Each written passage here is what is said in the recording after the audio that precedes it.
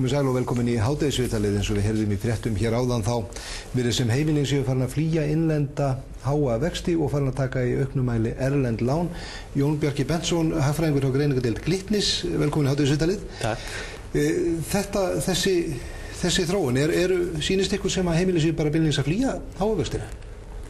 Það greinilega þróun í það átt að heimili kjósa frekar að taka minnst kosti einhvern hluta af sínum íbúðaskuldum og svo maður tala nú ekki bifreiðalán í erlendum myntum og þessi þróun hefur verið töluvert hröð. Þetta er stabbi núna af erlendu lán sem komin upp í ríflega 100 milljarða. Og það kom fram í fréttum hér áðan að þessi erlendu lán hafa tvöfaldast undanfarna ári. Þetta virðist vera að rjúka upp eða aukast mjög hratt. Já, það hefur tvöfaldast svona meira eða minna ár frá ári undanfarin 2 ár. Altså þetta er stabbi sem var bara að hljópa á einhverjum örfáum 20 milljarða fyrir 2 árum og fer svo að vaksa svona hratt fyrir þetta 2-3 árum síðan. Og þessi þróun er ennþá mjög hröð. Sýnist þér að hún verði áfram? Þetta verði engin breyting á þessu?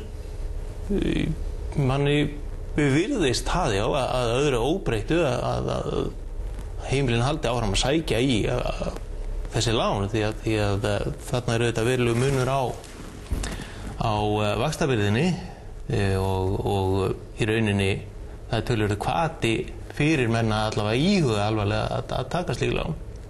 Áhættan náttúrulega fólgin í genginu, ef það snarbreytist þá eru menn kannski komnir í óhagstæðar lán? Já, það er einlega það sem menn þurfa að vara sig vel á. Það er í fyrsta lagi að öllum gengisbundnum lánum fylgir áhætta sem er beintengd í rauninni genginu, ólíkt verðtryggðu lánum þar sem að breytingar á verðbólgu jafnast svona yfir það sem eftir er á lánstímanum. Þú sérð höfuðstólnlega láninu hækka en það hefur ekki mikil áhrif á greiðslubyrðina frá mánuði til mánaðar. Gengishreyfingar bara koma beint fram í greiðslubyrðina á erlendalánum. 10% lækkun á gengi krónunnar að því gefna menn séu með lán sem endurspegla gengisvísitöluna þýðir bara samsvarandi hækkun á greiðslubyrðina á lánunum. Og það er önnur áhætta reyndar í erlendalánum sem að margir gerir sér ekki grein fyrir. Það er vaxtaáhætta. Flest lán, verðtryggð lán eru með fastavexti annarkvort til lánstíma eða þá að minnstakosti til 5 ára ef maður rétt. Þannig að þegar þú ert búinn að taka það lán þá veistu hver vaxtaþátturinn í láninu er. Með erlend lán, þau eru yfirleitt á fljótandi vöxtum og þegar vextir breytast í þeim myntum sem að lána þetta þá breytist vaxtabyrðin á láninu þínu samsvarandi. Og er þetta eitthvað sem að íslenski lántakendur hafa verið að finna fyrir undanfarin misseri? Eða hefur þetta verið nokkuð? Vaxtaþátturinn hefur sjálfsagt hitt menn mismunandi fyrir eftir því hvernig samsetningin er á þeirra láni. Og það er reyndar annað sem er kannski vert að nefna að margir hafa sótt sér fyrst og fremst erlenda fjármögnun í lágvastamyntum, í jeni og svissnesku franka. Og þar er í rauninni þessi áhætta hvað sterkust. Það er að vissulega hagstæðustu myntirnar hvað varðar lága vaxtagreiðslur en það er náttúrulega svo þegar vextir eru jafn lágir og eru í þessum löndum þá geta þeir eiginlega ekki annað en hækka til lengri tíma litið og þegar vextirnir hækka þá er í rauninni tvenns konar áhrif sem verða. Það er annars vegar hækkar bara vaxtabyrðin í láninu. Í öðru lagi þá koma hækkandi vextir í þessu myntum til með að styrkja myntirnar. Og í rauninni veikja krónuna líka því að krónan er hávaxtamynt og eins og aðrar hávaxtamyntir þá finnur hún fyrir því þegar vextir hækka í lágvaxtaríkjum.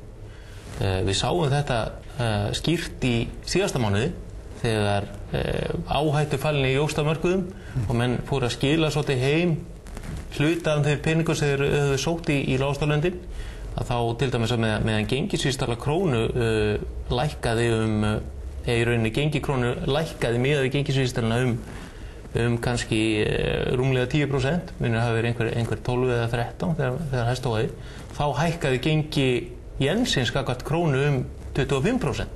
Þannig að sá sem hefur verið með lán eingöngu í japanska jeninu sá allt í einu sinn höfuðstól og þar með greiðslubyrðina hækka 4% á einu mánuði. En þessi lán almennt, eru þau almennt í körfum með nokkurum erlendum myntum? Bankarnir reyna gjarnan að stýra kúnunum í slík lán og með réttu því að það er skynsamlegra að dreifa áhættunni sem felst í erlendri lántöku á milli fleiri mynta en færri. En það eru töluvert brögð að því að viðskiptavinirnir vilji sækja í lágasta myntirnar í yen og svissneska franka, þannig að nokkur hluti er í slíkum myndum og það er meira áberandi í bílalánum reyndar og kannski eðlilegt því að lántaka vegna bifreiðar er nú ekki yfirleitt stór hluti af skuldum meðal heimilis og verjanlegt að taka svolítið meiri áhættu kannski í slíku láni heldur en í íbúðinni sem er náttúrulega yfirleitt myndar bunkan af þessu, já. Er stærsta fjárfestingi myndar megin hlutan af þeirri greiðslubyrði sem að fólk hefur af sínum lánum og varasamt að taka of mikla áhættu þeim. En þegar fólk að taka lán í erlendri mynt og krónan sterk, eru þá ekki meira líkur á að hún fara að lækka og láni kannski verði ekki sagstætt? Jú, það má segja það það er nú kannski erfitt reynda fyrir til dæmis þá sem að kaupa sér húsnæði að haga þeim kaupum eftir gengi krónunnar því að það stýrist nú yfirleitt af einhverjum persónulegum þáttum sem að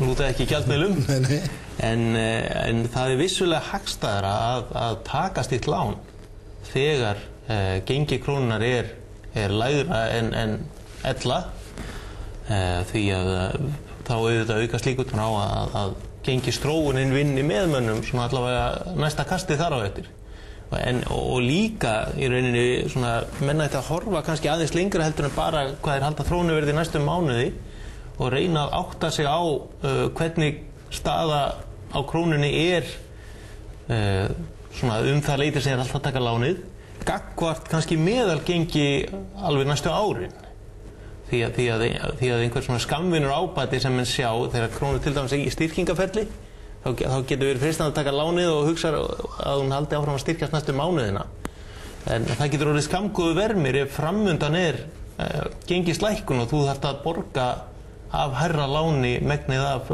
líftíma þess. En svona meðaljónin sem að taka lán til að kaupa bíla eða jafnvel fasteign, getur hann séð þetta eða sér hann þetta? Þarf hann ekki að fá okkur ráðleggingar með það? Jú, fyrir sjálfsagt flesta er skynsamlegt að tala við þann sem að veita í lánið. Bankarnir hafa náttúrulega þjónustu net og allir hafa einhvers konar ráðgjafa sem að er í slíku lánveitingum sem að á að aðstoða fólk. Já.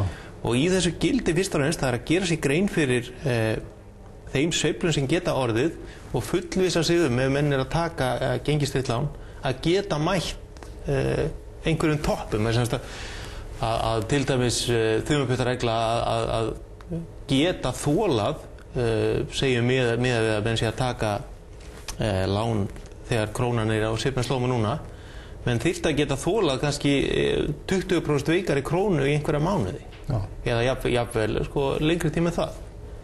Þá svona ef maður gæta þess vel að hafa borð fyrir báru, dreifa áhættunni, vera ekki með alla lántökuna sína í erlendum myntum og dreifa því á milli erlendum myntana því sem er í þeim, þá er í rauninni ekki hægt að mæla gegn því að fólk taki slík lán. Nú er fólk eins og komin á henni byrjun kannski að fara í þessu erlendu lán að því það er að flýja háa innlenda vexti en þetta fólk er enga á síður að taka lánin í gegnum ykkur íslensku bankana eða ekki? Jú, það sem að bankarnir gera. Þannig að þegar þeir flýja ykkur vextina ykkar þá eru þeir samt að taka önnur lán hjá ykkur líka. Bankar eru náttúrulega bara þannig að þeir fá peningaláni annarkvort hjá fólki sem er að leggja inn eða á markaði og lána á aftur. Þeir eru ekki að lána sína eigin peninga. Og það sem bankarnir gera í erlendu lánum er að taka samsvarandi lán eða gefa skuldabréf í þeim myntum sem þeir eru svo endurlána til fólks og einhver munur er þarna á milli sem er svo náttúrulega ágóði bankars að því að lána slík lán.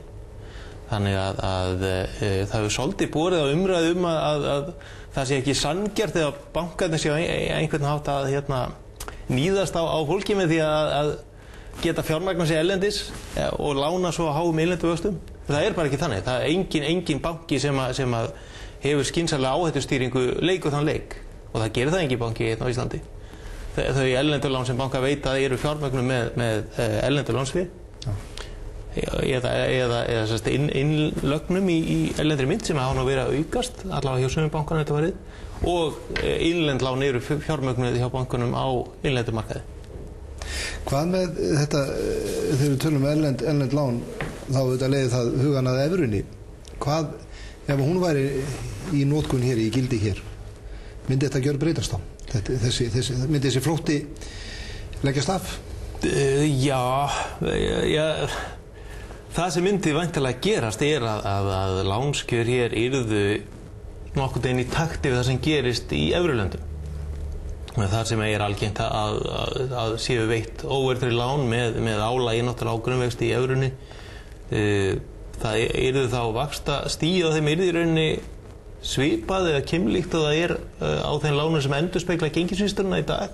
Því að evran nú stór hluti af gengisvísitölunni og vextir þar liggja svona nálægt einhvern veginn miðjunni á vaxtarófinu í útlöndum, getum orðað þannig.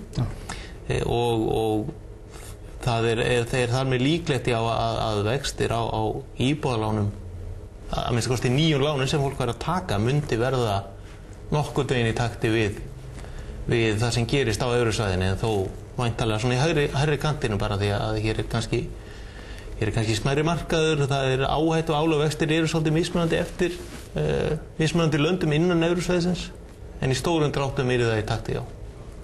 Rétt svona í lokin, fólk vantar að taka þetta aðalega í tengslum við fasteignakaup og bílakaup. Verðið eitthvað varið við að vita eitthvað til þess að fólk sé beinlínis að taka svona lán til annar hluta, þá bara hérna til neyslu eða eitthvað slíkt? Það er sjálfsagt einhver bröð að því. Við höfum náttúrulega ekki aðrar upplýsingar út af fyrir sig heldur en birtast í tölunum. Bankarnir gera til að mynda þeir að gefa út gengistryggð skuldabréf, kröfu fasteigna veð en ekki eins og íbúðalánasjóður að það sé kaupsamningur undir. Þannig að menn geta svo sem tekið lán á húsið sitt og nota það bara í það sem dettur í hug. Ég ætla svo sannlega að vona að þessi ekki mikið því að það er enga veginn skynsamlegt að leika þann leik. En við höldum að það sé nú mikill minni hluti af erlendri lántöku til slíkra hluta.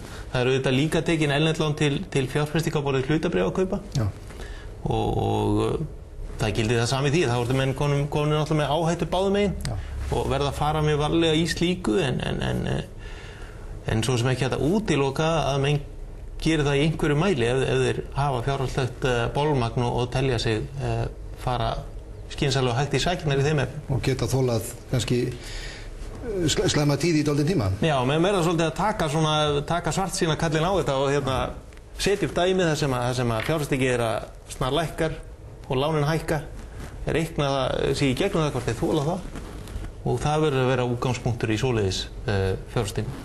Jón Bjarki Bennsson, takk hérlega fyrir þetta. Takk fyrir mig. Og á þessum nótum ljúkum við hádegisviðtalinu. Verið sæl.